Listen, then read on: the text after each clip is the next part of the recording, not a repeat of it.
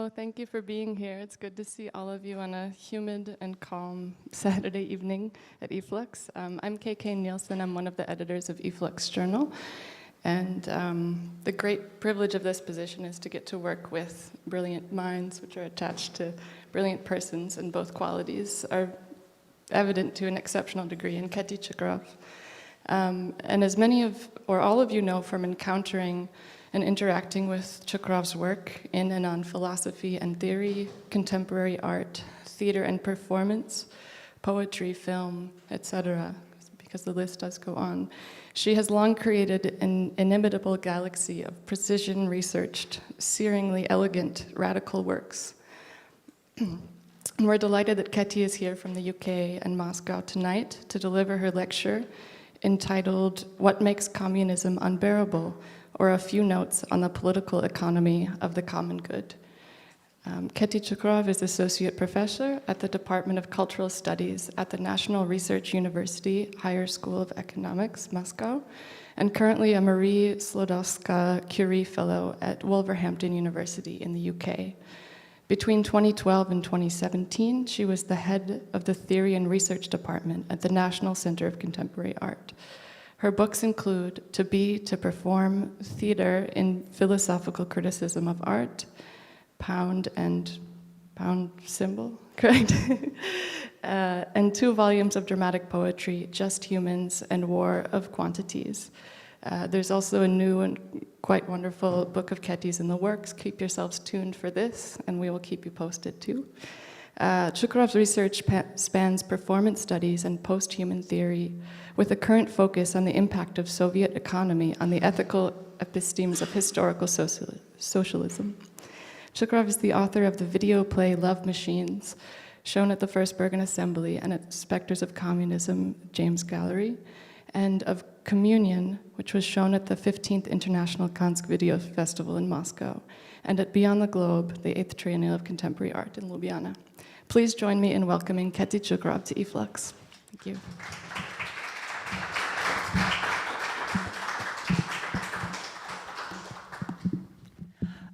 Does it work?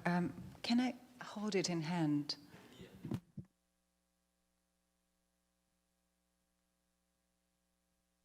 Thanks for a proliferous presentation. I'm really delighted to be here. And I want to thank everyone in eFlux, all the members, which are quite numerous, and they are precious all to me. But as well, my lecture, which is part of the research and somehow contextualizes the research, which will form the book, the forthcoming book on the socialist theories of emancipation in comparison with the capitalist theories of emancipation, is very much indebted to eFlux, also because one of the first articles and the first research texts actually appeared as an instigation and collaboration with Anton. For instance, the first talk was in Tbilisi, triennial, and since then many texts appeared, partly at eFlux, partly at certain venues, including the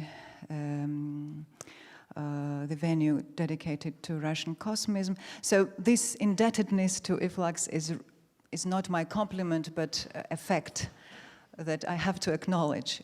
So thanks for that. Actually, the topic of communism in the long run of discussing it has become quite obscene, and it's nowadays quite obscene to refer back to this theme, and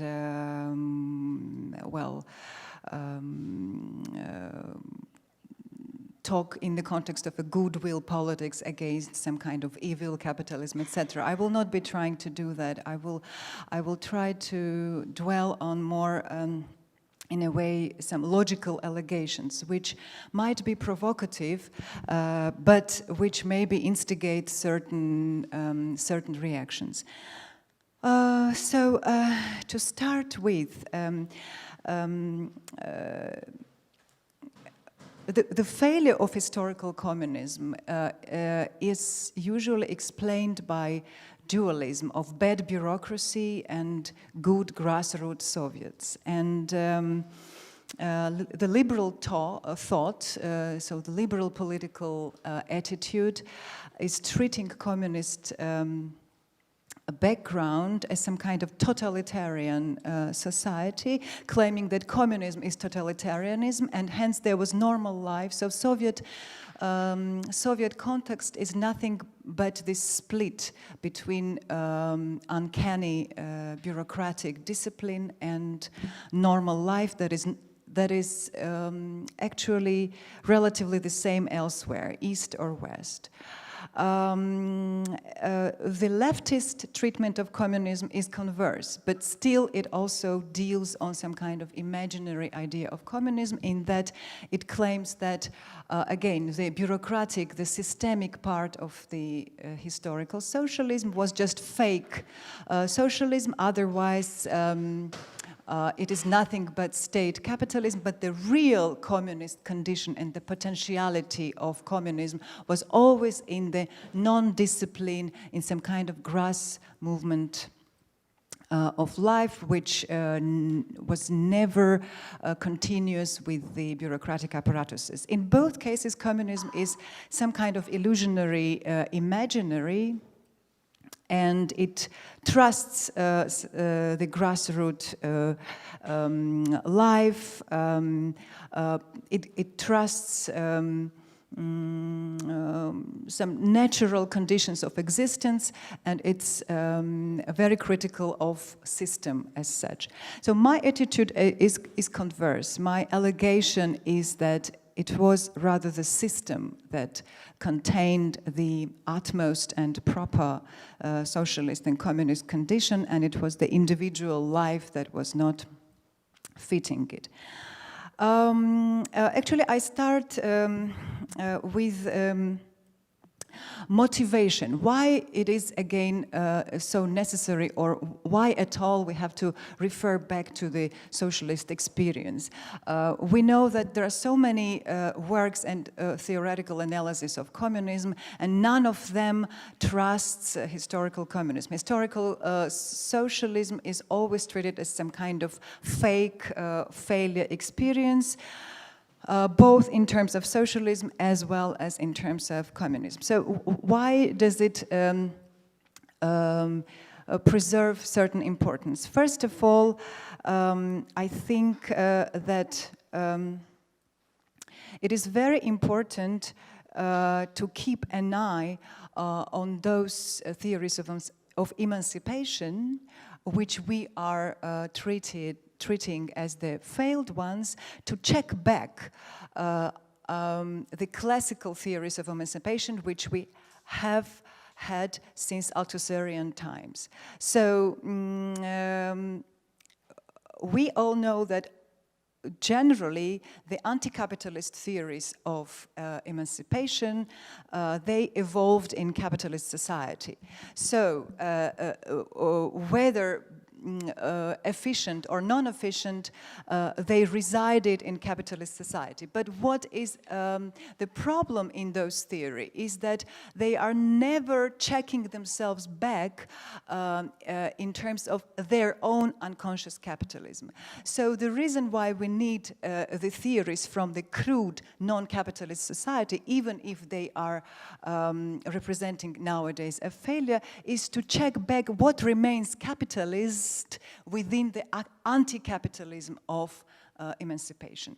Because even in the most advanced non-capitalist theories, starting with Althusser and then Balibar and then Negri and then post-structuralist emancipation radical theory, this self-censorship or self-critique of one's own critique actually never happened.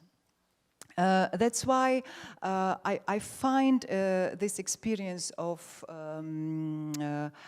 coming from the society without private property extremely important. And another reason not to exoticize the socialist experience and not to claim that, okay, we will now be making archaeology of this this context, otherwise it's some kind of local information, exotic experience, as many Eastern European or post-Eastern European theories claimed.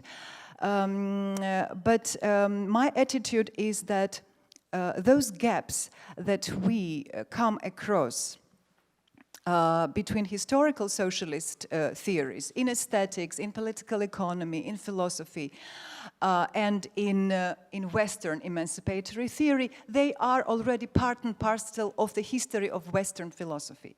Actually, they are already part and parcel of philosophy, starting with the modernity, and it is there in the critique of in the pro-psychoanalysis, anti-psychoanalysis, in the pro-mimetic aesthetics, anti-mimetic aesthetics, in the radical humanism, in the anti-humanism. So all these rows or quarrels that were always between socialist Marxism and Althusserian and post-Althusserian Marxism, in mutual non-acknowledgement, they are already part and parcel of the history of Western philosophy. And just to name a few contradictions and a few epistemological gaps that form the Western emancipatory philosophy, it suffices to mention the ruptures between Lacan and Deleuze, between Lukács and Adorno, between Althusser and Sartre, between Badiou, Zizek, and post-structuralism, and after post-operaist thought, for instance. So this list can be prolonged. And now I get to my focus on my points. So the main critique of this experience is that this is a capitalist society. This is state capitalism. This is disciplinary society. This is some kind of de facto capitalist and only formally communist construction, but otherwise the reason of the demise of this society, for instance, Negri is bringing this point, is due to negligence of true grassroots movements that were craving for more communism. So craving for more communism was coming from below, and the disciplinary society was only artificially socialist, and it was suppressing these true cravings coming from below. This is the idea of Negri, and this true craving from below was immaterial labor and general intellect representatives. And the same standpoint comes actually from Althusser, who is saying that actually there is no episteme of socialism. Socialism is prolongation of capitalist construction. It is not communism yet. So in the anti-capitalist struggle within capitalism, there is more communism than in historical socialism, because historical socialism essentializes and terminates the struggle. It terminates the class antagonist condition, and actually terminates the focal point of dictatorship of proletariat. Balibar, in his classical over-dictatorship of proletariat, argues, quite in the vein of two previous standpoints, that socialism is simply a transition from capitalism to communism, that there is no such thing as socialist mode of production as against the capitalist and communist ones. Socialism is simply continuation of class struggle headed by proletariat's hegemony, and it's just democratic transformation of capitalism. It's not a new episteme, and it's not a new ontology of society and production. This is to claim and to assert that Soviet socialism never had its own new, radically non-capitalist episteme and radically non-capitalist ontology. And this is the standpoint that I would disagree. And all those three standpoints that I listed, Althusserian, post-Althusserian, Balibar, and then Negri, they rely and dwell on insufficient communism. So what is the reason of the demise of the Soviets is the lack of socialist conditions, which instigates decomposition of this society. My point is converse. It is the excess of communism. It is the excessive and abundance of communist components that became unbearable for certain conditions of the society and brought it to the demise. And of course, I very much trust and appreciate the points that I listed before, and they are justified, yet they are not taking into account the logical paradox that resides in epistemological turnover caused by October Revolution. Even if it is true that socialism is an insufficient communism, it is so not because communist components are remote from socialism and are still to be achieved by resisting its political and social infrastructure, but on the contrary, communism is yet remote because too many communist components have already been established in political economy and education system after revolution ahead of time. So the reason that comes as a paradox is that too much socialism is initially injected into society ahead of time, and hence socialist mitigation and such mitigations as NEP economy is exemplifying this allegation of mine. Thus, the problem is not that socialism is a transitory stage after capitalism and it thereby knows little of communism, but quite the contrary, precisely because October Revolution achieves too many conditions of communism ahead of time, and precisely because the economic system occurs to be more communist than individual life and consciousness itself. Communism inevitably has to manifest itself in this mitigated guise of socialism.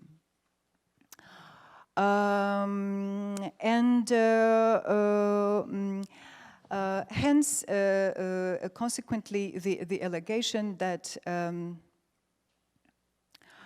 contrary to stereotypical opinion that the socialist society was falsely socialist, since it was ruled by dogmas and dogmas of partocracy, we would argue that party is simply the organ responsible for the provisions of common good.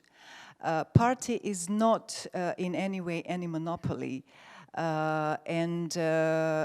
actually the provisions of common good has always been broader than any party, and party was even treating itself very often as deviation from proper common good. So what is severe in the history of Soviets is not actually the discipline of the party, but what is severe and maybe unbearable is the common good itself. So what is unbearable is the condition of the common good, and I will return to this allegation. What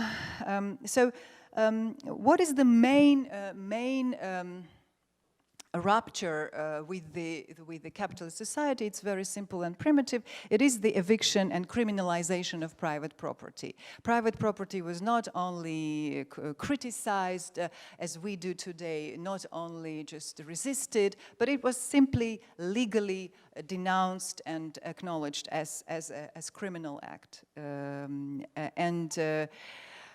The main outcomes of this eviction are two conditions, which I will now mention for you.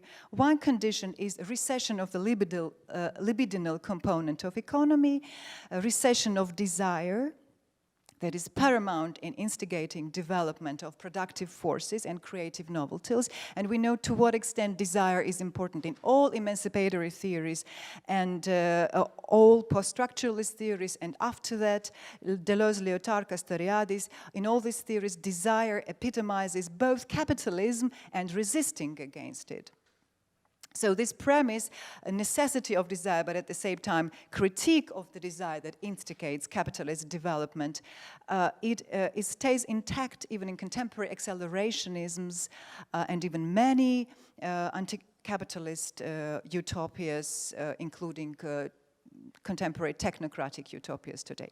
So this is first consequence, delibidinization, which reproduces a collapse of the surplus value economy. Second consequence to the private property is complete reshuffling, mutation, recomposition of the balance and correlation between productive forces and relations of production.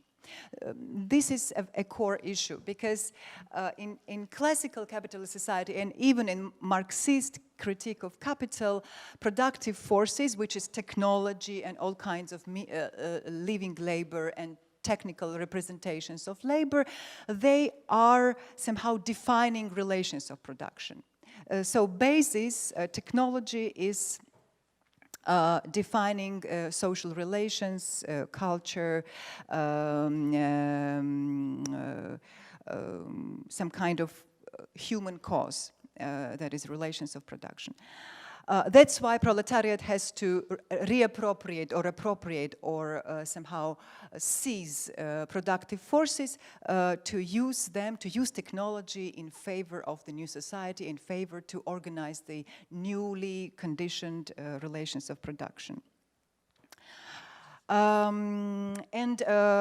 I said, this is the core point of Marx, and in capitalism, as we know, this is also something that epitomizes capitalist correlation of these two components. Productive forces are always ahead of relations of production. It becomes clear if we look at any commodity object or any post-industrial technical development when we see extreme venture and acceleration of technical amelioration and excellences. Meanwhile, the relations of production, that is the social superstructure in capitalist society, is always alienated, hybridized, privatized. Hence, capitalist society always needs critique. It needs civil society and civil organizations to critique its own alienated and negatively biased sociality. In other words, the conflict between the productive forces and the relations of production in the conditions of capitalism is that the latter, the culture, the sociality cannot fit the advanced technology. And today we see this condition. Technology is claiming we don't want any more revolution, we will ameliorate it, we will improve sociality, we will communalize access to certain social good, etc. But this has never happened. What we have is just the gap between cognitive forces, between technical excellence and the body, which is reproducing and hence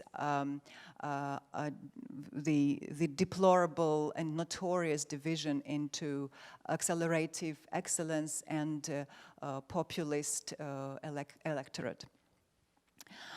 So in Soviet socialism, conversely, so what happened in Soviet socialism was that this logic that even for Marx was still viable because he comes from 19th century and he's the representative of the system, what happened in Soviet socialism was that productive forces started to lag behind the relations of production. And once Didrikson, in one of his papers, put it in a very nice way, that in capitalism, free economy brings to unfree society and implies unfree society. Whereas in socialism, unfree economy, that is a rigid economy, which forbids private property, etc., forbids market, leads to freed and free sociality. This can, of course, be disputed. But this is the allegation and the premise that the immature condition of productive forces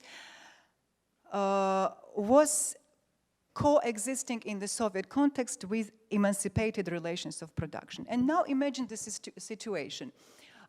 For instance, contemporary theoreticians are saying, okay, let's forget about revolution. This is the point of of many theoreticians dealing with algorithmic architecture or silicon technologies, which say, oh, we don't need this rapture, this messianic projects of political revolution. We don't need politics at all. We can navigate, we can infrastructuralize, we can use technical logistics to achieve these new and communalized relations of production.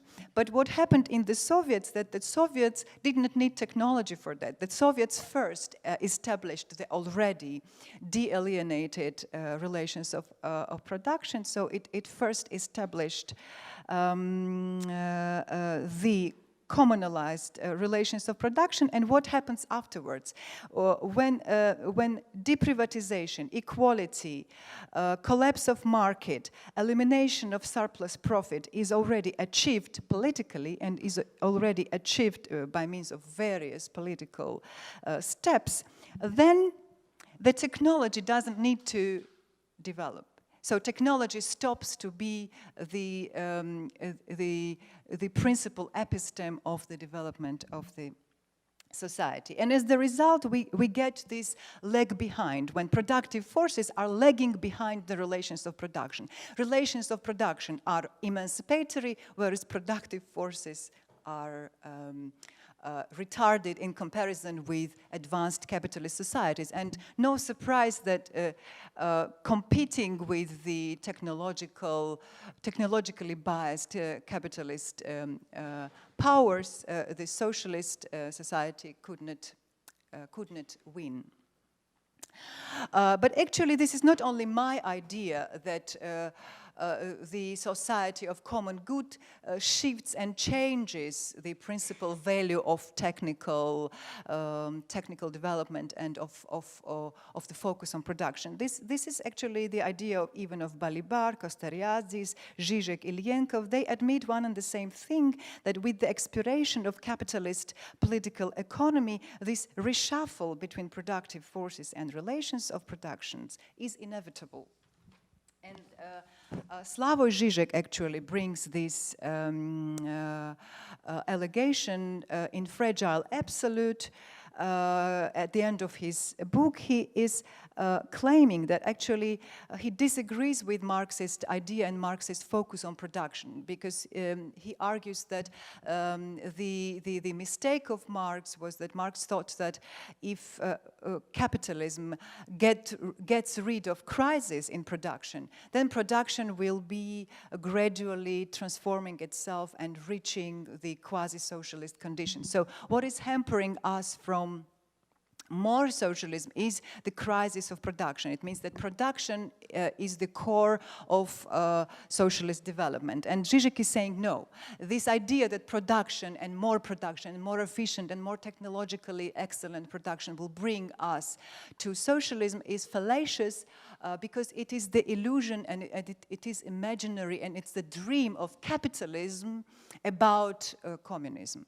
It's not a communist condition per se. And only historical communists could prove and could show what happened with this capitalist imaginary about the proliferous technological avant-gardization in the conditions of the collapse of surplus value economy and collapse of libidinal economy. So without libidinal economy, the technological advancement is being retarded, simply because what is referred to and what is considered to be good and common good is already there.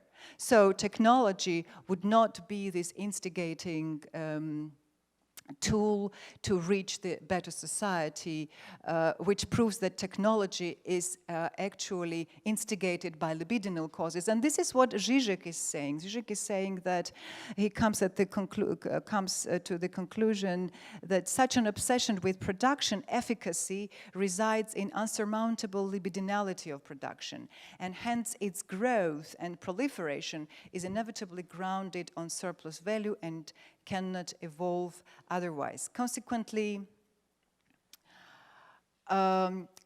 communism, as he thinks, would not be necessarily biased by goals of production. But what he says, well, but again, historical communism was capitalist because it was biased by production, and this is why it collapsed. This is why communism never worked.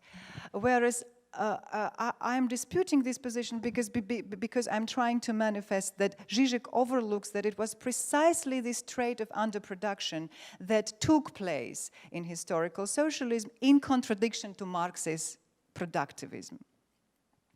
Moreover, it was exactly this trait that was practically unbearable for normal human daily consumer life, which we know historically brought socialist societies to very ascetic materiality of mundane existence, basic need economy, the condition that in fact became the cause of the decomposition of societies of historical socialism as the result of technical lag and economic shortages.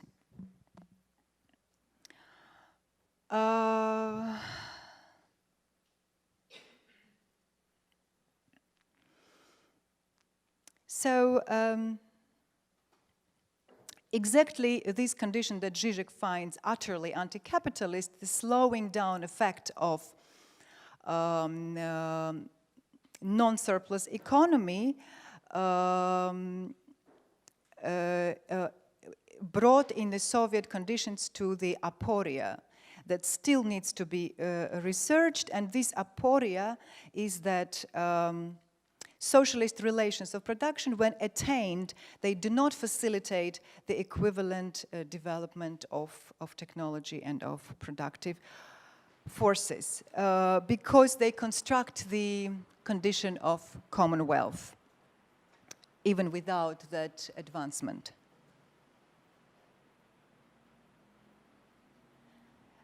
And interestingly, in his Abstract and the Concrete, it is a very famous research by Evald Ilienkov.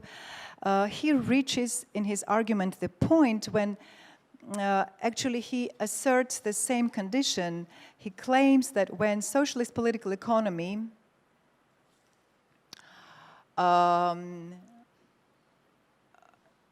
reaches this condition, inside the system of the relations of the production, one can trace the outcomes that are able to retroactively affect the forces of production.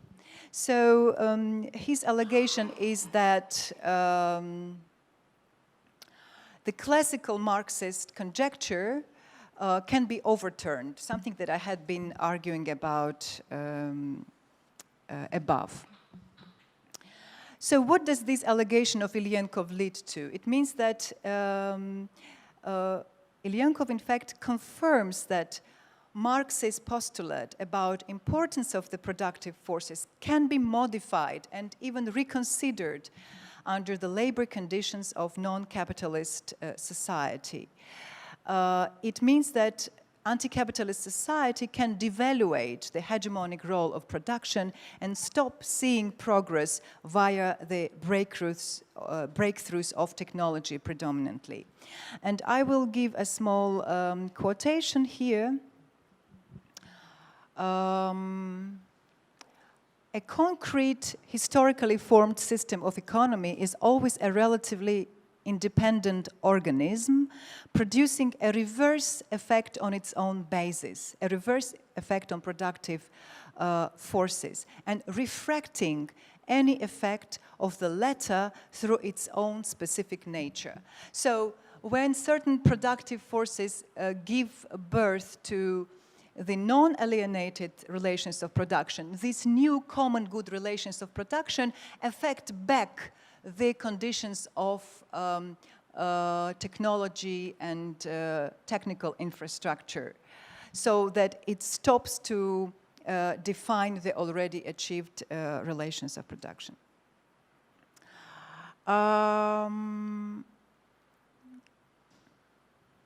Now the most important point that I would like to dwell on, the main condition that such political economy leads to. So we have this basic need economy. We have a seizure and eviction of surplus value and libidinal economy. But what is the main thing along with the dismissal of market, commodity, collapse of logic of production? This is a completely different semantics of welfare. We know that all social democracies were biased by how to build the welfare society. And the welfare society actually contains this idea of abundance and of certain imaginaries of what communism could be. And recently when we were with my comrades at the conference about revolution, there was a very interesting talk dealing with the idea of commons, when the commons are representation of affluence and collective enjoyment. So sometimes we have the imaginaries about communism that contradict maybe the de facto condition of what communism and common good and welfare in the political economy of socialism could be. And what is the main thing is that socialism discovers that the already existing imaginaries of welfare are the fantasy of capitalism about socialism. These are capitalism's pictures of affluence and progress and enjoyment. Important to keep in mind is that socialization of wealth as commons is not only the consequence of political economy, but it has as its goal the effect of deprivatization of consciousness.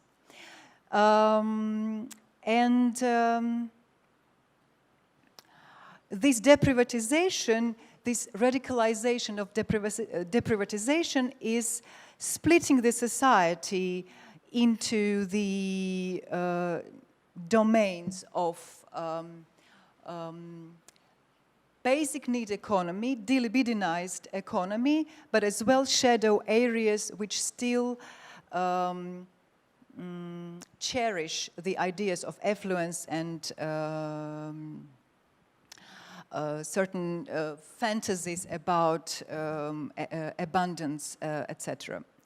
But the unexpected outcome in this situation is that we always thought, even if we go back to the history of the Soviets, that this basic need economy was some kind of temporary condition.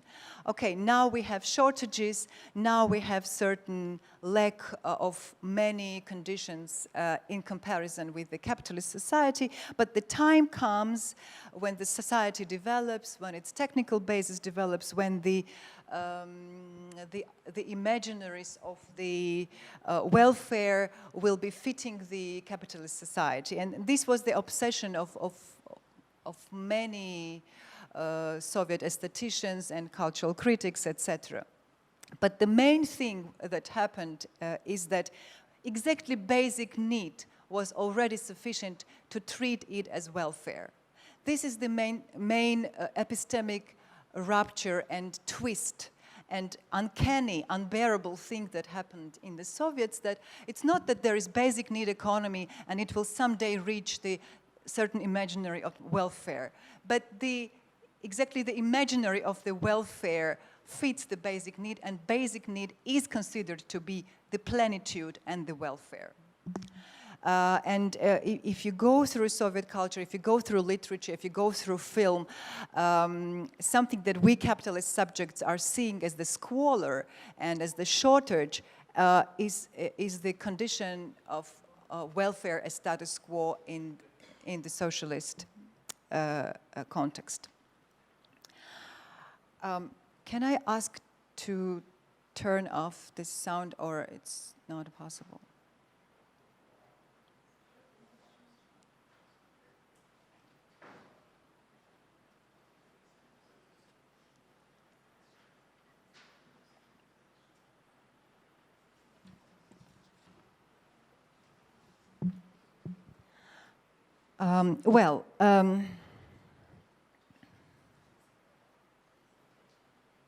Just to go on, oh, thanks a lot. There's a very interesting text by the same philosopher that we were talking about so proliferously, Evel Dilienko. It's called Marx and the Western World. And this text is dedicated exactly to to this very coercive seizure of private economy and private property in the conditions after revolution. And the claim is that it doesn't suffice, it is not sufficient simply to cancel private property, because deprivatization, as I mentioned, should take place as the need, as specific gradual development of consciousness itself. Otherwise, there will be some kind of disciplinary, party-controlled, evicted private property from political economy, and the shadow economy, which we know from the Soviets, shadow economy that develops the phantasmatic imaginaries about commerce, about surplus, about desire, about wealth, etc.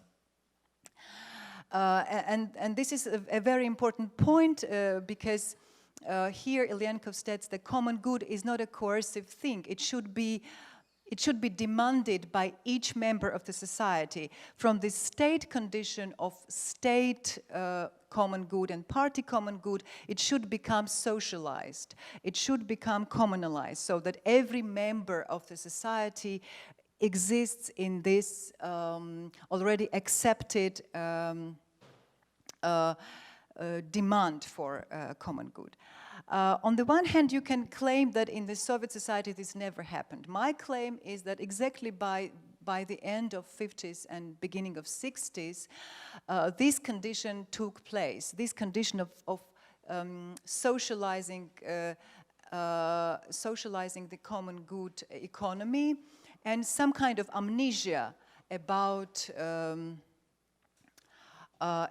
the capitalist production, the amnesia that split the society into those who are aspiring to the communist condition and those who are still inhabiting these areas of shadow economy, shadow imaginary, shadow production, shadow culture, etc. But what is most important in this analysis of Ilyenkov, which actually brings forth the Marxist critique of vulgar communism. We know about this critique of vulgar communism, which states that simply recession of private property will not turn the society into this sociality of common good. Many things have to be achieved in this social condition. Deprivatization should have many stages. But still, what is amazing in this article is that Ilyenkov is very assertive in saying that the gradual transformation of deprivatization is not acceptable. Only coercive, only this vulgar rupture, only criminalization and vulgarization of the property is the starting point, and only afterwards the state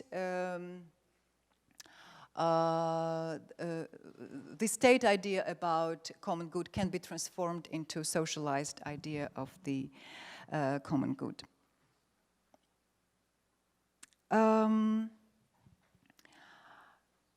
So the Soviet system that started from this initial crude coercive socialization of private property developed by the beginning of the 60s into a society trying to sublate this crude formal deprivatization, in that it generated not only ontology, but even the ontics. Ontics is the material reality of use value.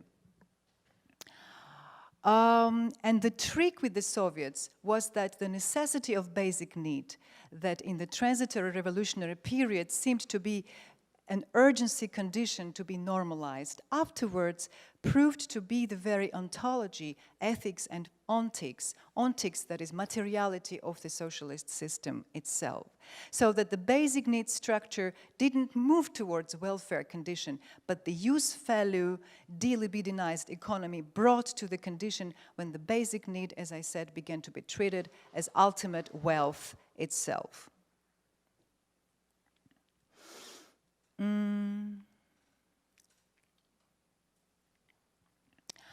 But so we see here the argument of many Marxist theoreticians in the West and in the Soviets that exactly this radical condition of state socialism has to come to the extinguishing of the state and has to come to the communalized de-etatization of the commons.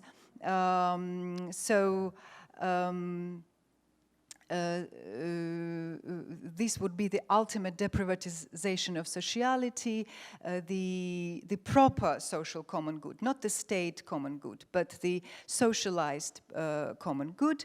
And then we could acknowledge that the Soviet Union is in any way reaching the proper socialism.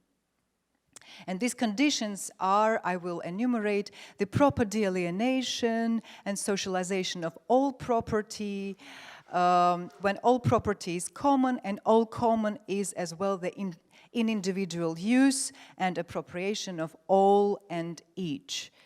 So this was the idea of a socialist condition, that not only state political economy of evicted private property, but this socialized common good condition, which is already self-organized and demanding such kind of common good as the result of new consciousness acquired in the long run of the development of this society. But the problem that is unheeded by all those theoreticians and even by Ilyenkov is that exactly this condition of the ideal society is superhuman. Exactly the common good itself is not only the problem of equally shared or equally distributed property that is the issue for the social democracy, but the problem of the socialist and communist commonwealth is reliance on virtue. And exactly this reliance on virtue, the seizure of many points that were evicting certain subversions possible in the society, were bringing to the split into to virtue and evil, shadow as evil and virtue as proper communism. But even if those conditions, as claimed by Ilyenkov, were reached, exactly this goal would be inappropriate and unbearable for the majority of the members of this society. So the proper communism, even if we imagine the ideal communism itself, would be something that the members of the society cannot endure, whereas the system already contains this common good.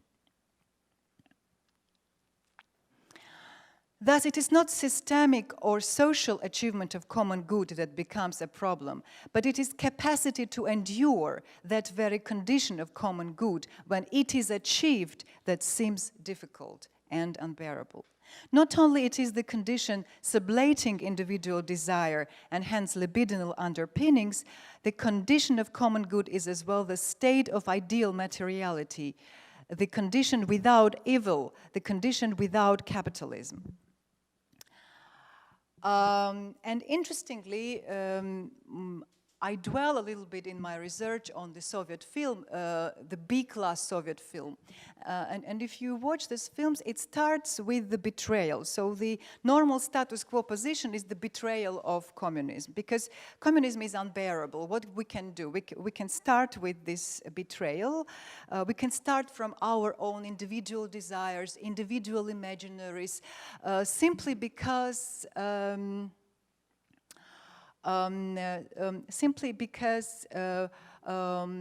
desire and libidinality exists neither in system nor in the materiality anymore, but it remains to be a phantasm. It remains to be an imaginary. So the protagonist of those films starts from certain sin, from certain failure, from certain betrayal, to reach by the end of the film the initial condition that the system itself already provides. So this is the paradox and the aporia. The ideal is already there. it is just impossible to fit it. And the protagonist goes through this purgatory of the film to prove that by means of his individual efforts, he can join this construction and the system of the common good. Therefore, and here I come to a very crucial point, how critique of the society develops in the capitalist condition and how it develops in the already achieved socialist conditions. In the capitalist conditions, as I mentioned, sociality is negative. So you have to undermine it, you have to subvert it, you have to revolutionize it, you have to even pervert it. And hence the critique of the Soviets by Balibar and many researchers saying that Soviet sociality doesn't show us the real social critique. It doesn't show us that the people were fighting against class antagonism, or they were developing the condition of dictatorship of proletariat. I would disagree, because if you watch how this plot in these films develop, or how the logic develops, which I described, is that the system already, the party already, the common good condition already is provided by political economy. But the struggle is to stretch towards it, not to undermine it, but to reach it, to fit it. So the anti-capitalist struggle within socialist society is stretching towards the already existing common good, rather than undermining or transgressing or subverting the conditions. And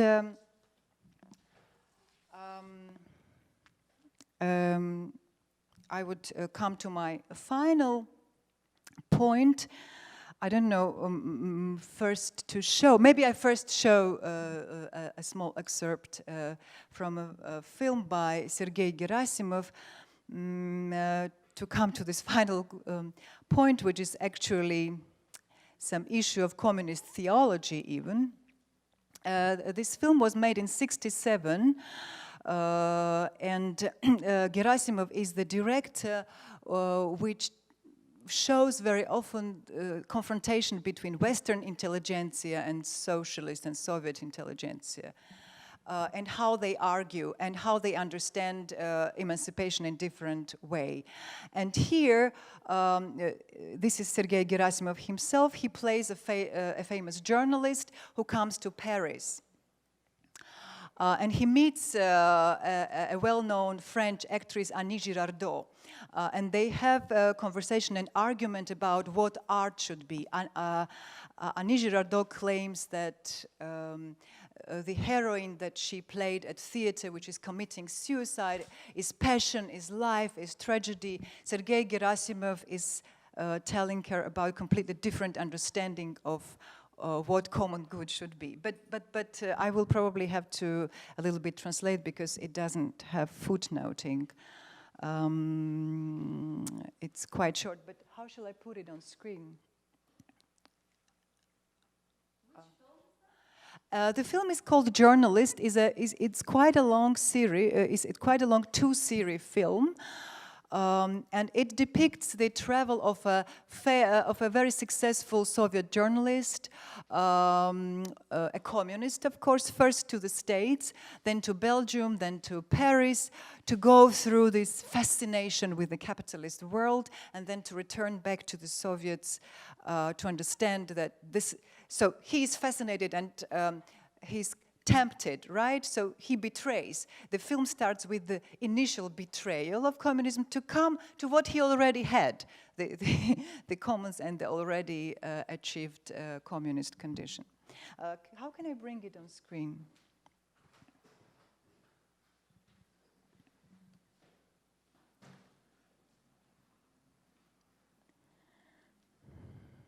No, not this one, the other one.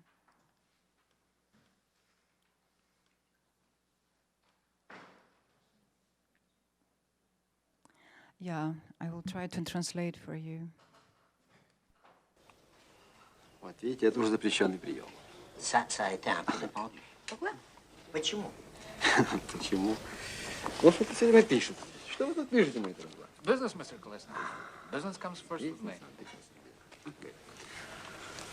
Почему? Ну, потому что они не обязаны быть со мною согласны во всем. Я тоже не обязан с ним соглашаться непрерывно, а? Ну уж так устроен мир. Mais c'est eux qui ne sont pas toujours d'accord avec moi. А вы? Конечно, возраст не гарантия непререкаемости, это так. Но и из молодости не следует делать профессии, а? L'âge ne garantit pas des erreurs, mais il ne faut pas perdre. This is the critique of 68, before 68. You shouldn't make profession from youth. And, yeah. Jeunesse, une profession quand même. Или, может, вы считаете иначе? Может быть, вы хунвейбин, а? Peut-être vous pensez autrement, peut-être vous êtes un Hunveibin. Hunveibin, ce sont les jeunes Chinois d'aujourd'hui. Je parle pas de ça. Ben non, mais je sais pas. Tout à l'heure, vous disiez autrement, enfin, vous vous contredisez. Vous disiez que les jeunes étaient l'espoir de la nation. Вы себе противоречите. Нет, я стою с этой точки зрения и сейчас. Только все дело в том, что между надеждами, так сказать, и результатами еще изрядная дистанция. Ее не всегда удается пройти человеку. Намерений много, но жизнь коротка. Вот в чем драма, а? Parfois, l'homme n'a pas le temps de réaliser tous ses espoirs, car la vie est trop courte. La vie est trop courte et la vie est très complexe. И сложна. Comme l'homme que je comprends, moi, il est très complexe. Il est beaucoup plus complexe que le vôtre, qui est un homme. So she's saying that his idea about society is too simple and the life is too complex. Человек, в моем понимании, значительно сложнее, чем ваш созданный. Human being, in my understanding, is more complicated than your understanding. Bien. Сильно сказано. Ну, теперь мой выстрел. Вы согласны? Теперь я буду стрелять. И maintenant, c'est à moi de tirer. Entends-moi. Oui. Bon. Сегодня мы смотрели пьесу, где вы играете, отлично играете. Today we watched the film where you beautifully play a woman that commits suicide. Nous avons regardé aujourd'hui la pièce où vous avez admirablement joué le rôle qui commence à un carrefour et se termine par un suicide. Oui. Я подумал, хотели бы прожить But would you like вот to be a такую woman that судьбу commits в suicide? жизни, Would you а? like to live such life that you played today? Le suicide? Oui. Non, jamais de la vie. Никогда. Of course not, I like life. Я понимаю, я все понимаю, что здесь между искусством и жизнью всегда лежит большое пространство. Of course, life is one An thing espace and entre l'art et art Oui. is А different. как быть? Comment faire? Как помогать человеку? Comment aider l'homme? Comment? J'ai bien compris, il faut, je crois, Oui. réorganiser la société sur une base raisonnable. Все ясно. Et puis après, après c'est la politique. Изменить общество на рациональной основе, а затем идет политика. So he asks how to help a human being, and she answers to change the society on a rational basis. Ни слова о политике, вследствие этого, значит, мы просто сейчас выпьем ваше здоровье. On a décidé de ne pas parler politique aujourd'hui, on boit votre santé. Ah, bah, c'est Santé, ça. madame. Votre santé, vous avez joué magnifiquement ce soir. Très You gentil. played great Oui. today. À vous aussi. Ага, вот пей теперь свою воду, голубчик. C'est triste. Vous êtes aussi de son avis? Вы всегда с ним согласны. Do you always agree with your husband? Совсем не всегда. Но в этом случае, пожалуй. Of course not, but this time I do agree. Vous avez raison. Mais les passions, les sentiments puissants de l'âme, n'approchent-ils pas l'homme de la liberté, de la beauté, de la lumière? Страсти сильные. But passion is bringing to liberty, to beauty, to liberation, even when it's cruel. Души разни приближают человека к свободе, к свету, к красоте. Да, я понимаю, что искусству нужны преувеличения, потрясения. Yes, I understand that art needs exaggerations, Но к потрясениям тоже привыкают. but exaggerations is something that you can get accustomed to, and even shock can become a habit. И тогда нужны еще большие потрясения. And then you need more shock and more exaggerations. И так до безумия. And then you can reach insanity following this path. А безумный человек, он ведь не способен понять, где красота, где уродство. And the insane person cannot understand where is beauty and where is ugliness. Где грязь, где чистота. Where is dirtiness and where is purity. Безумен, He's болен. just insane. Si je comprends bien, vous êtes tous contre moi. So, anyway, the next excerpt, I just won't lose time.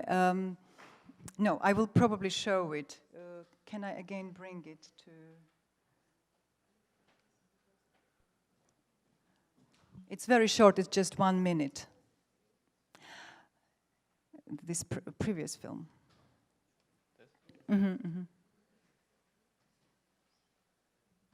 Yeah, so the main protagonist, the journalist, is meeting an American, his American colleague, and they are in Paris, and the American colleague is asking whether he's in love and whether he has a girlfriend. It's very funny.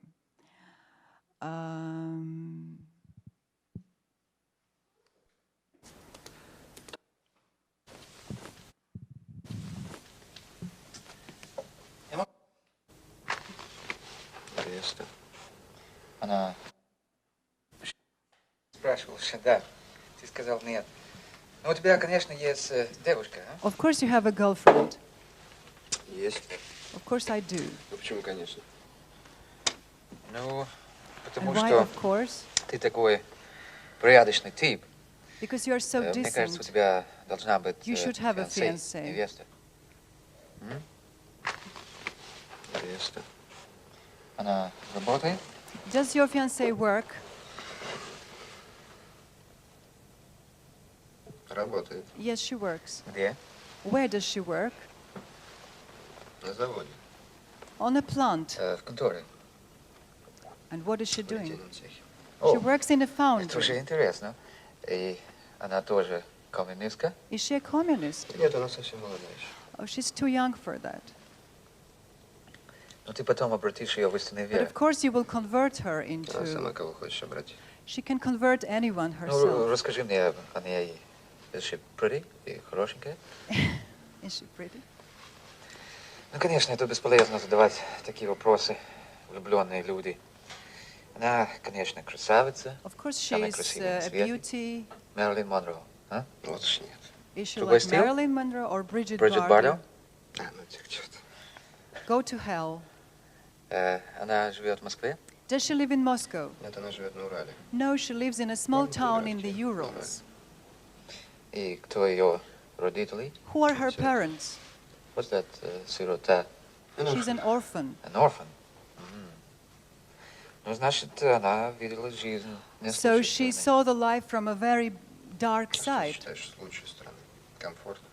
And what is a better side? Is comfort Это a тоже. better side? Это как раз считаю, что она видела из No, I лучшей think she стороны. saw the life from a proper side. Потому что в свои 20 лет Because in her она самый 20s, здоровый, чистый человек из всех, каких я знал. she understands what is necessary for a human Вот у нее being. такая сила воли, что нам с тобой может позавидовать. И что это все сделал? Труд. And how did she achieve this Ну, condition? Of труд. course, by means of Еще communist много. labor. Много? Ну, Not что? only, by means of responsibility, feeling of responsibility. Чувство ответственности. Понимаешь, необыкновенно раннее чувство ответственности, She has которое an в конечном счете и делает unbelievably человека. early sense of responsibility. Может быть. Может быть. Она верит, что в этом мире все можно устроить наилучшим She's the образом. person who not only believes только that things хотеть. can be changed, but who acts every day to change those things. Этим, кстати, она отличается от многих людей. And this is something that makes her Потому что different хотят from в общем, others. все, но действовать могут далеко не все. Считают, что мир развивается по своим неодолимым законам, усилия одного человека ничего не могут изменить. А она считает, что могут. Okay, anyway. So this is critique of comfort and critique of aesthetics as it is treated in, or as it is accepted in the capitalist context. Anyway, I come this was just a slight adornment, because Gerasimov is the director. If you watch his films, it's really amazing.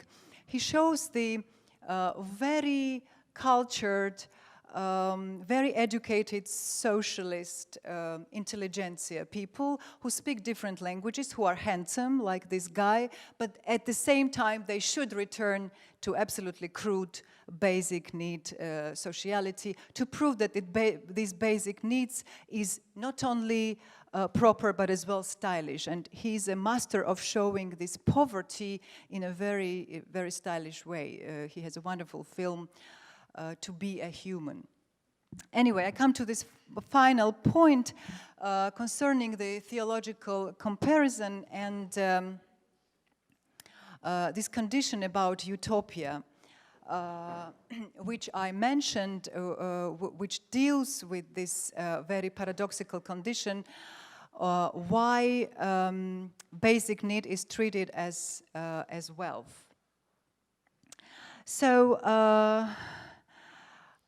let's imagine that we are already in paradise abruptly, despite our sins, and before our sins are atoned, and even before we are prepared ourselves for paradise, and regardless of whether we would like to be at all there. And this is a very interesting condition of patristics and of theology, that evil doesn't exist. And consequently, the hell doesn't exist. Why hell and evil becomes such an issue is that if a human being preserves desires when the human being has no body to exert those desires, and when you get to afterlife, when you don't have empirical possibility to accomplish and implement those desires, then having desires without being able and without practically having these empirical elements to implement your desire makes your life into hell.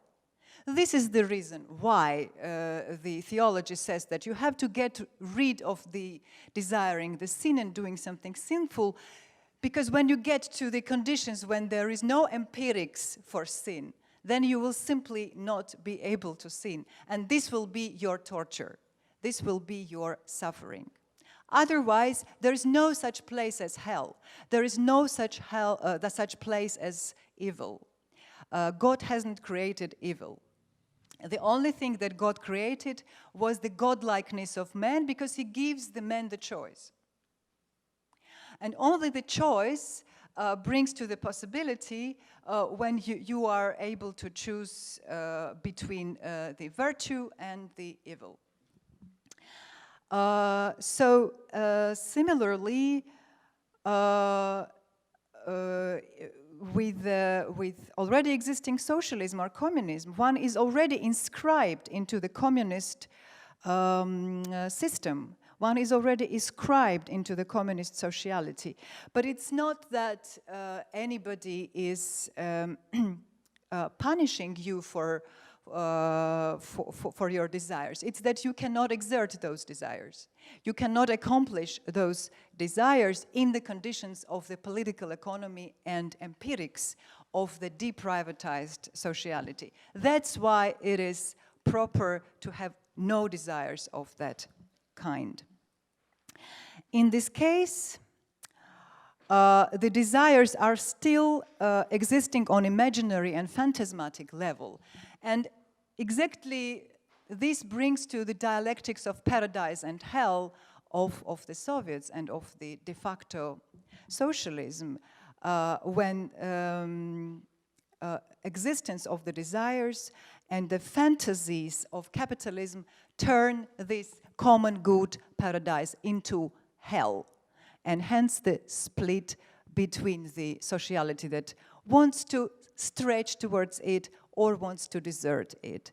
And in this case, the sin capitalism is still existing, but only as somebody's private longing for a sin, and despite one's being already in paradise. Consequently, it makes no sense to criticize or resist the paradise of common good for a sinner if it is just one's imperfection of a sinner that makes that paradise unbearable. One's critique of one's sin would not help the suffering. Only termination of sinning or fleeing from paradise or simply cancelling the regime of paradise, cancelling the regime of common good could stop the suffering of a sinner. And I would end here saying that the tragedy of historical socialism is not in the unattained features of communism, but much more about the already attained ones. Thanks.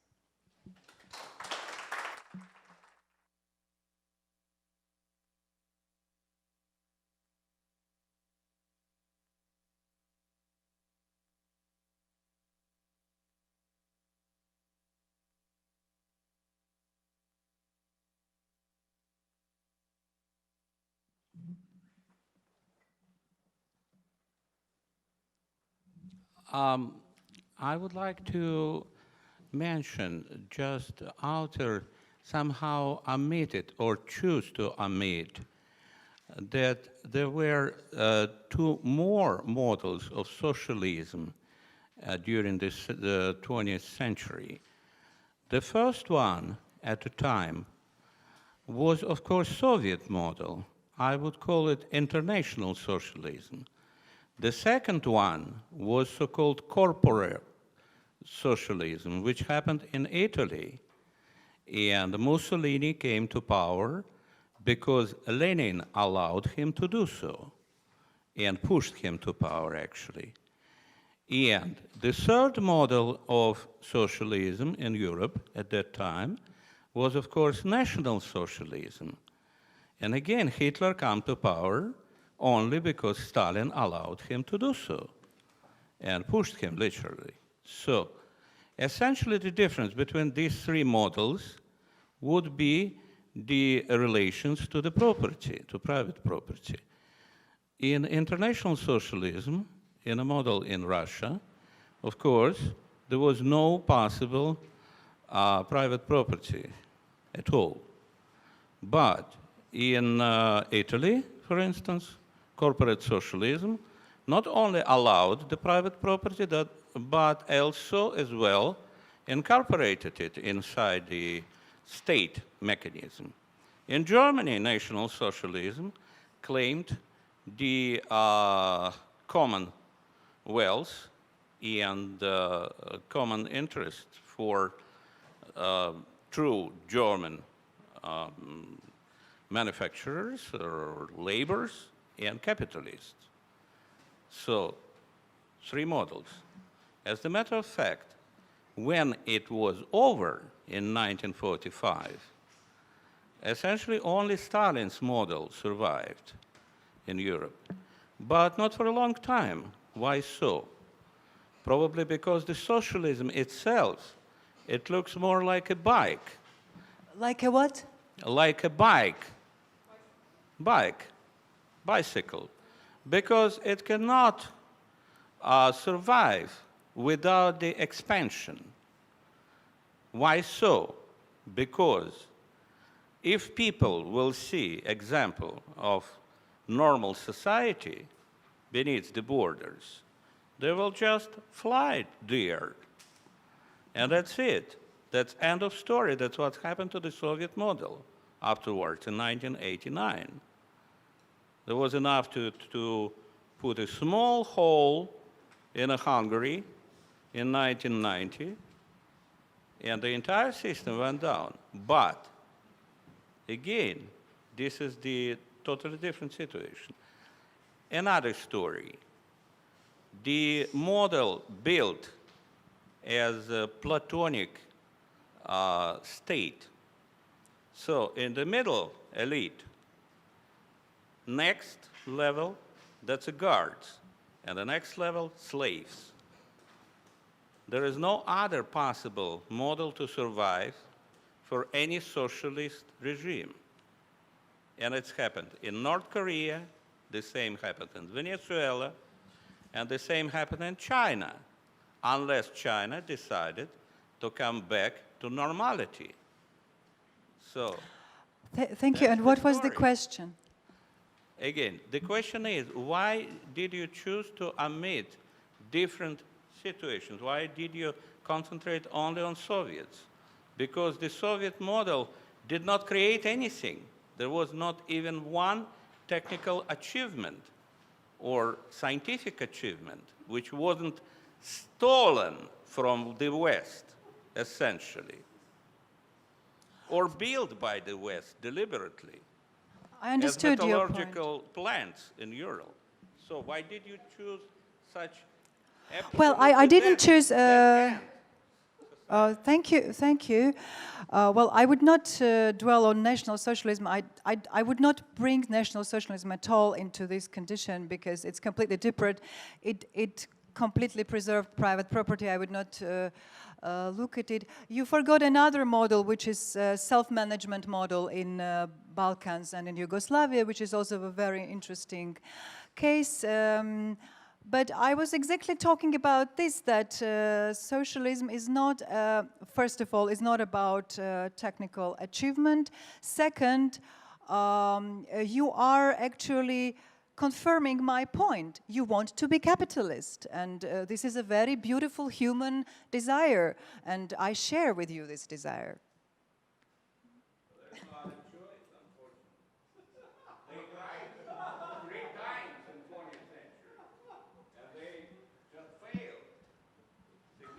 Yeah, actually, it's an important point that you bring because I want to somehow reach this point. To what extent we still need to be capitalist, and to what extent we have to articulate the capitalist conditions within our anti-capitalist critique. And this is something that we have not yet been doing.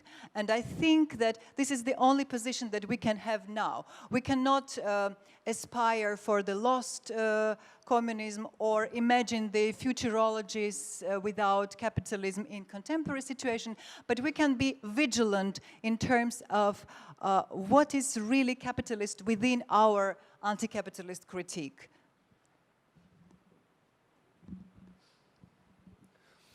I was just curious when you were speaking about whether you have encountered Aaron Bastani's idea of what is it, fully automated luxury communism in relation. You mean Reza Negaristanis? No, Aaron Bastani, another Iranian. Okay, sorry.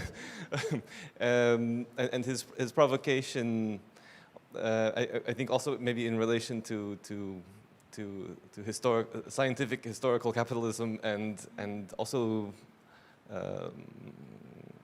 a kind of libidinal economy of desires. Well, I have no knowledge of that. I'm sorry. Yeah, but I will send it to you. Hi. Thanks, Keti. It's very, very interesting lecture.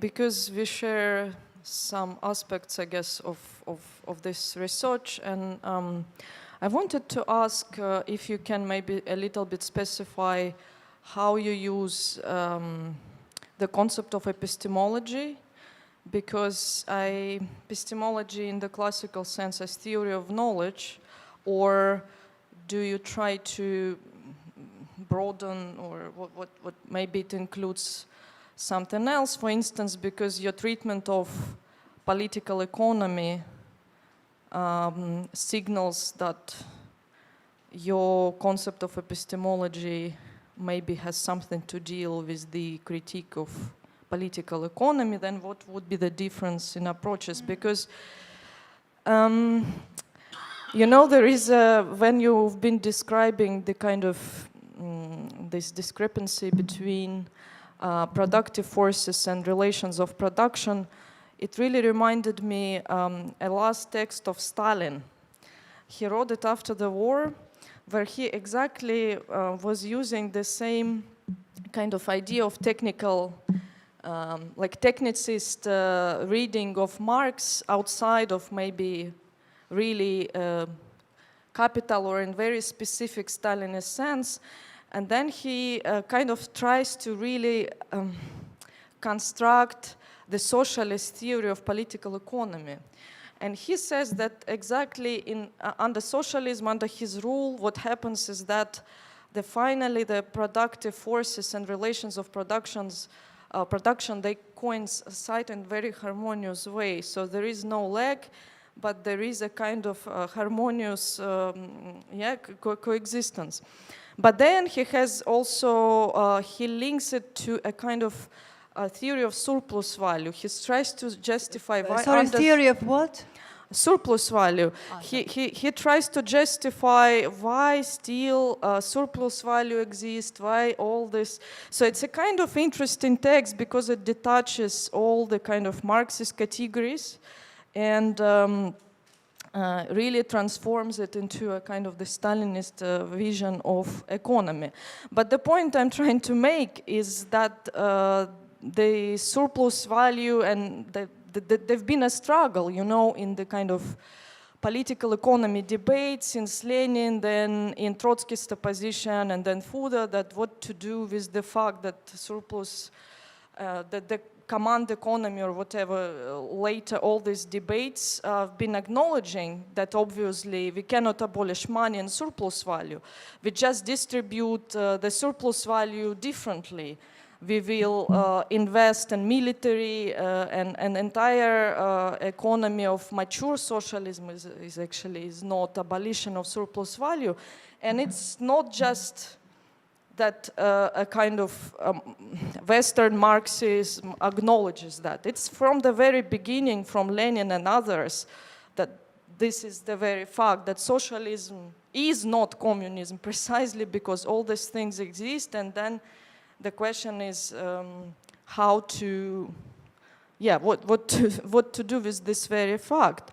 And I guess the last point in this respect, that if this is the question of epistemology of political economy, then I guess your critique of Balibar and Negri and others is a little bit, I just want to understand what it really tackles, because they depart precisely from capital, precisely from these debates between Lenin, Trotsky, then among Soviet value theory, which emerged in the face of Rubin, and later Negri, for example, also worked with Pashukanis and his theory of law. So you know what I mean? So it's within this debate, I wouldn't say that all of them been detached from this debate and then they pictured the problems of socialism and socialist economy from somewhere, you know, out of context.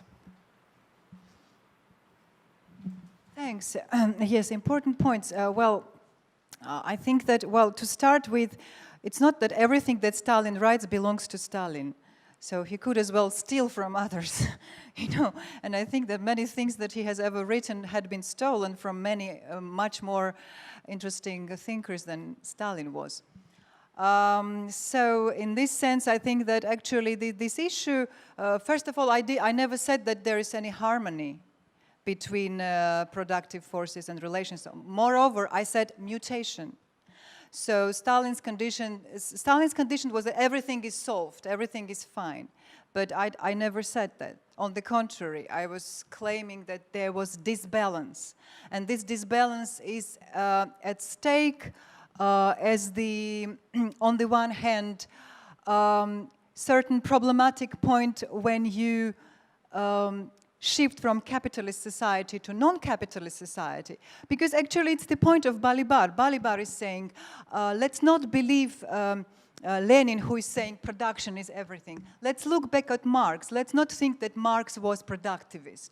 So then Balibar as well can be compared with Stalin, because Balibar is saying, let's not believe that Marx's point was economism and productivism. Marx's point was much more focused on relations of production. And then there is the argument of Ilyenkov in the same way. Let's not think that Marx was focused on production. Marx was dialectically showing that new relations of production can transform this accelerative mode of production. So I was just trying to analyze this condition. As for the epistemology issue, thank you for this question. I think it's very important, but you can come across it everywhere, and I just didn't have time to dwell on it today. Epistemology concerns definitely gnoseology, like the science of cognition, the science how to treat the world, how to understand ontology, how to linguistically articulate ontology and transmit this knowledge about being into materiality. What was the core issue for all Marxist thinkers, and for Marx, first of all, when he brings the Feuerbachian thesis, that we have to refer back to practice, is again the issue of epistemology, but traditionally we treat Marxist thesis like, let's get rid of philosophy and let's do practice. Many contemporary thinkers try to interpret this Feuerbachian thesis in this way, but my interpretation is converse, that the possibility of revolution, the event of revolution, the transmissions that are exerted by revolution enable to change the correlation between meta and idea, to change the correlation and organization of materiality and ideology in the new world. And of course, in this new world, which brings completely not only new ontology, not only types of gnoseology and types of cognition, but as well completely different understanding of an object. Because an object that is no more a commodity is different object from an object which is still a commodity. So this idea that the certain evictions, private property, education, certain privileges, that they will transform something that we thought that is ontologically guaranteed and ontologically given by being. The discovery of Marx is, no, guys, it was exactly the private property, the surplus value that was bringing this understanding of ontology. Now we change, revolution changes the conditions, and we see the matter, we see the being completely differently, and we shall cognize the world completely differently. So this is the idea of new ontology and new ontics even. I have a chapter on ontics, but I cannot dwell on it. And I will quote here Alexander Leontiev, who was a psychologist and who was very much relying on Vygotsky's ideas, and he straightforwardly claims one thing, that something that we think that splits thinking and practical activity, exactly the Feuerbachian point, that there is speculation and there is practice. This split between mind and body is possible to get disappeared and to be evicted after the eviction of private property. He just writes it directly, and after the sublation of antagonism of classes. Therefore, I think that you are absolutely right that the political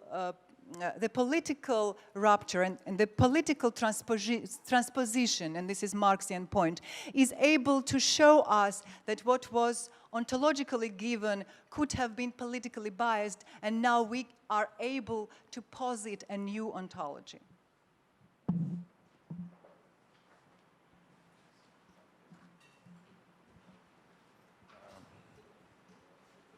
I also wanted to ask, though I know Keti's work and I heard some other papers on this topic, and I think it's also very stimulating, but I still try to understand some. Keti, if you hear me, my question. Yeah, hi. I hear you well. Hi.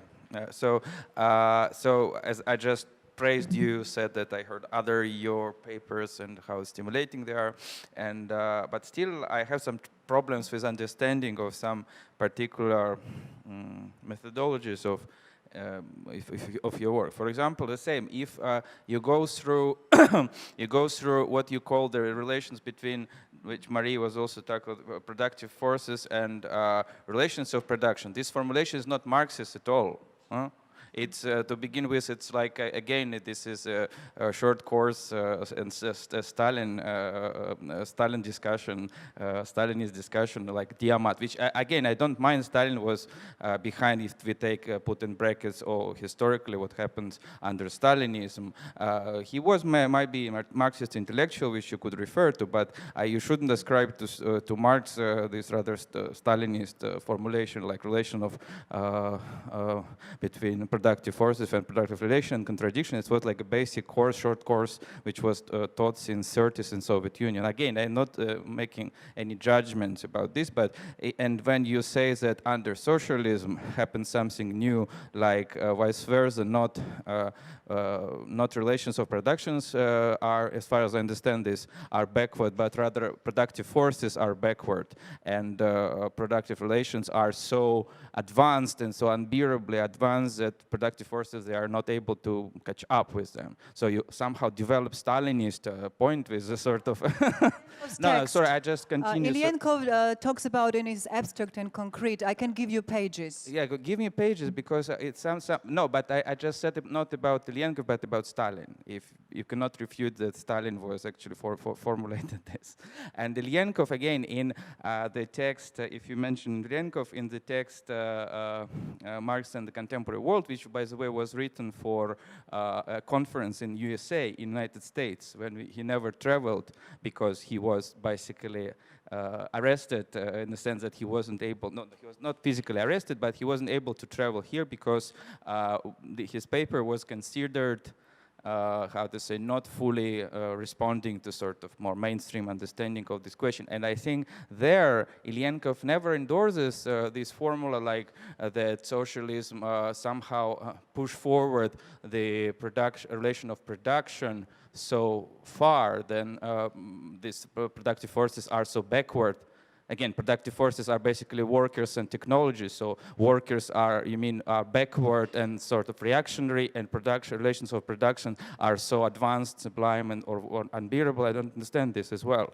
And Ilyenkov actually says, distinguishing what he calls the theories of crude communism, or you referred to this as vulgar communism, when private property is somehow socialized and formally belongs to the state, you know? And he actually accepted the theory of state socialism. So because he said only full communism, then after this appropriation in the form of state, in full communism, probably it would be an opportunity to somehow again socialize this property, and paradoxically to make each individual a sort of possessor of this property. So in terms of cultural achievements, so in terms of universal development of individual, which is like a very good nice point about Marx and his theory of communism, where he very philologically is very precise, referring to his Parisian manuscript, referring to his earlier text of Marx, like his polemics in early journalistic time of Marx, and so on and so on. But I never found there any endorsement of this kind, like in his text, because basically all commentary about Ilyenkov which exists in scholarly literature rather indicates that Ilyenkov was rather associating Soviet Union with the same crude or vulgar socialism. Sorry for this. Again, Ilyenkov is a different question. Of my take on this would be different because I'm not making empirical claims that Soviet Union was a sort of different ontology or different economy or whatever, but rather it was a specific, amazing philosophical discourse which emerged with Ilyenkov, with Lifshitz, with other Soviet thinkers, which was definitely outside of any liberal representations of this, and definitely revealing and important today. But I wouldn't say that if this sort of textologically can be confirmed. Abstract and Concrete has a special chapter dedicated to correlation of productive forces and relations of production. This is first, and let's discuss the pages later. Second issue is that, well, I disagree. I think that in Marxism and the Western world, Ilyenkov is not associating the Soviet with the crude communism. And we can discuss it later as well. It's not the issue of conceptual discussion, but some type of collegial argument which can be shifted. We take one last one. Ruth. I'm not so familiar with Ilyenko, but it's about your thesis of the... But is Yes, I don't understand exactly why you arrive at the end, at the economy of desires, which is unbearable under certain production, under certain circumstances, because in socialism, which I experienced, it was always, desire was treated usually as something decadent or sick or ill, this bourgeois decadence. That was usually the terminology, what was repeated again and again. And of course, they didn't speak about Foucault's economy of desire and power, etc., but always about a kind of sick or ill state of mind and body. And always, it was always this notion of bourgeois decadence. And that's what I said, actually. Yes, but what was unbearable was not the lack of lived desire, but what was at the end unbearable was the uniformization of our lives. Yes, but and this is about art. My allegation was that unbearability of common good brings to the demise of the society, which is undermining from within because of immaturity and certain kind of ideality of the common good condition. And this is historically biased, I think. It's the same like the prohibition of individualization and this enforced uniformization is the same. So like I didn't hear the word. You think it's the same like the prohibition of individual artistic forces and the dictatorship of uniformization, so the lack of individual No, I would not transmit common good into the lexicon of uniformization, because if we do this, we'll bring the common good condition to totalitarianism. But when I say common good, I rather mean certain kind of already mentioned Platonic condition, and this Platonic condition becomes some kind of aspired constance, even in the theories of Badiou, in terms of whether termination of social divergences, segregation, and inequalities can be reached on a common basis, and whether human consciousness can acquire and achieve this type of niveau and stage when it is not coercively imposed and coercively imposed on society, but when it is already the demand and need of the society. And the failure of communism actually shows that it is not the need. And I remember some texts from Cosmism that come from much earlier period. When I mentioned this idea that in this new socialist conditions, desires are not viable because they are not implementable. You are not having the body for them. But Cosmism is bringing this possibility that you produce new body. You resurrect body to the extent that this body does not want what the previous body wanted. So in that way, it's after-human, superhuman, inhuman. So this is this condition. It's not the question of uniformity, but it's the question whether this type of new construction, a new body that is not exerting the previously existing desires is possible at all. Whether it is anti-human, superhuman, or whether it is at all coercively or freely achieved. Beautiful. One more question.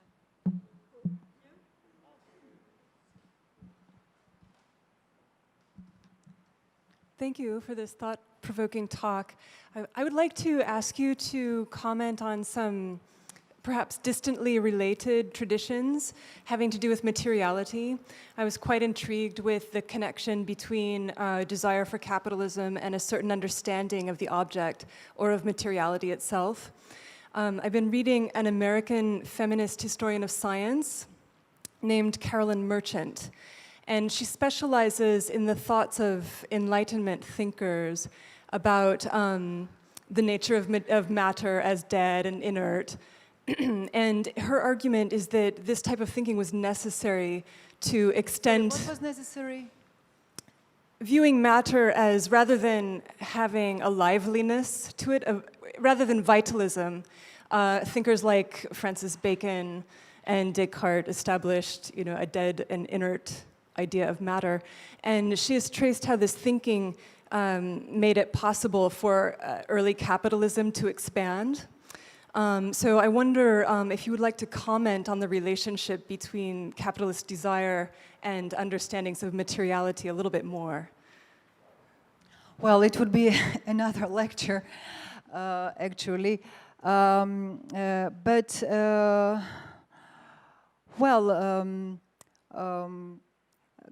Capitalist materiality is phantasmatization, right? It's phantasmatic.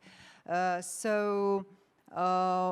the principal theorists of capitalism are showing, construction of desire is embodiment of capitalism and is embodiment of commodity and is embodiment of this libidinal economy. But at the same time, they cannot imagine that desire as the possibility of human creative development can be seized, can be censured, can be castrated.